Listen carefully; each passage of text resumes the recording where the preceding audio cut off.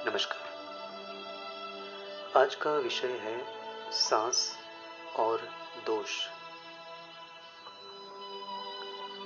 अग्नि में तपाने से स्वर्ण आदि धातुओं की अशुद्धता नष्ट हो जाती है। ऐसे ही सांस पर नियंत्रण या योग से मन के दोष दूर होते हैं। निरंतर सांस नियंत्रण तथा प्रभु के गुणों का चिंतन करने से पिछले जन्मों के पाप नष्ट होते हैं। सूक्ष्म और स्थूल शरीर दोनों ही शुद्ध होते हैं।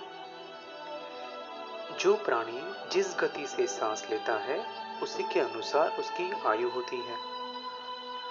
जैसे कछुआ 1 मिनट में 4 से 5 सांस लेता है तो उसकी आयु 200 से 400 वर्ष होती है। मनुष्य औसत यानी एवरेज 12 से 18 सांस लेता है, अतः एवरेज सांस 16 होती है। उसकी औसत आयु 100 वर्ष होती है। अगर योगी औसत 1 मिनट में 4 सांस ले तो उसकी औसत आयु 400 साल हो सकती है। वायु ही जीवन है, वायु ही बल है।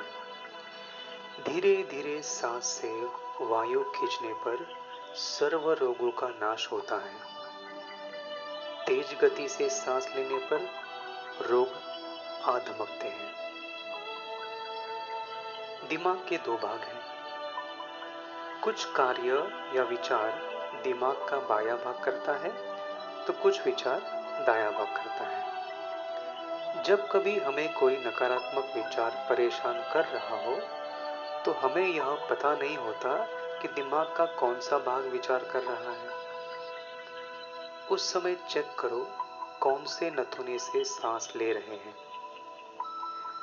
जिस नथुने से सांस ले रहे हैं उसे हाथ की उंगली से दबा ले तथा दूसरे नथुने से धीरे धीरे सांस लेने लग जाओ। इससे आपका दिमाग दूसरे गोलार्ध से सोचने लग जाएगा।